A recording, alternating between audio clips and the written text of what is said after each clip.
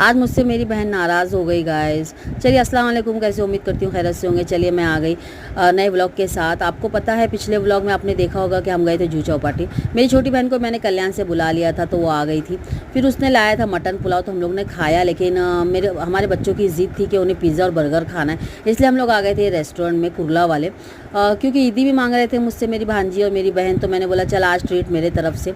तो उन लोगों को पिज़्ज़ा बर्गर जो भी उन्हें खाना था सब मैंने मंगाया। इतनी इन्जॉय की, इतनी मस्ती की है ना, हमने ऐसा लग रहा था पल यहीं ठहर जाए। चलिए फिर मैं आ गई, हम लोग आ गए घर, हम लोग ने खाया, फिर हम लोग आ गए घर। सुबह हो गई। सुबह होने के बाद हमारी देखिए मामू की बेटी है माशाल्लाह, इतनी मस्ती कर रही थी। पहली बार उसको मैंने चाय बनाने बोला था, इतनी मस्ती कर रही थी।